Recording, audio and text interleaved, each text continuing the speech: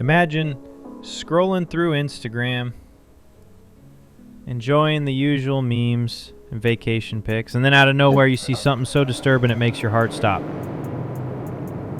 What if you discovered a violent murder video on your child's Instagram account? How did it happen? And why was it allowed to stay there for hours? This is the shocking story of how a real-life tragedy unfolded online, and how social media platforms failed to protect the most vulnerable, our children. This isn't a made-up story. It's as real as it gets, and the evidence is chilling. Stay with us as we dive deep into this story, because the truth may change how you think about digital safety forever. In May 2024, an 11-year-old's Instagram account was linked to a video showing the death of 63-year-old Scott Dwight Habermel. The man was tragically struck and killed by a vehicle while cycling to work in Albuquerque, New Mexico. The worst part, the entire incident was filmed and somehow made its way onto a child's account. How did this happen? How could a murder video find its way onto a child's account, and why was it allowed to stay there for so long? But here's where it gets even worse. Instagram's content moderation system, the one that's supposed to protect children from harmful content, failed to catch the video immediately. It stayed up for hours before anyone flagged it. How could this happen on a platform that prides itself on safety?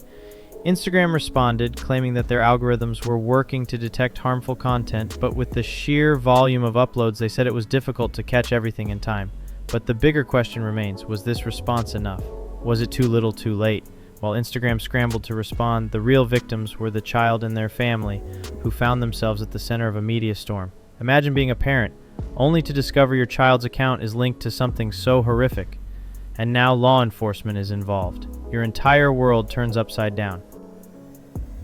This wasn't just about a failure in technology. It was about how the system failed to protect those who needed it most. And where were the support systems? The child advocacy groups? The mental health professionals who should have stepped in to help during this traumatic time? This story isn't just about one video or one child. It's about a much larger issue, the protection of our children in the digital age. As children spend more time online, we have to ask ourselves, are we doing enough to protect them? While Instagram took steps to improve privacy settings for minors, many experts argue that these measures are reactive, not proactive. They're playing catch-up after the damage is already done. But what can we do to prevent incidents like this from happening in the first place? Parents, social media companies, and lawmakers must come together to find a solution. Digital safety isn't just the responsibility of one party. It's a collective effort. Instagram, while making improvements, must do more than just react. Social media companies should be held accountable for the content shared on their platforms. It's time for stricter regulations, better tools, and a more proactive approach. This is where we, as a society, need to act. We can no longer wait for tragedy to strike. We need to ensure that no child is exposed to the horrors that this one was. Because if we don't take action now, the next tragedy might be closer than we think. So, what's the answer? It's simple, but difficult. It's going to take all of us, parents, educators, lawmakers, and social media companies, working together to protect our children online. And it's not just about the tools. It's about changing how we think about digital safety and how we approach this issue before it's too late.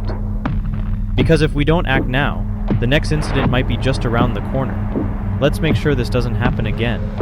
Stay tuned for the next chapter in our ongoing investigation into the hidden dangers lurking in our digital world. The conversation isn't over. It's only just beginning.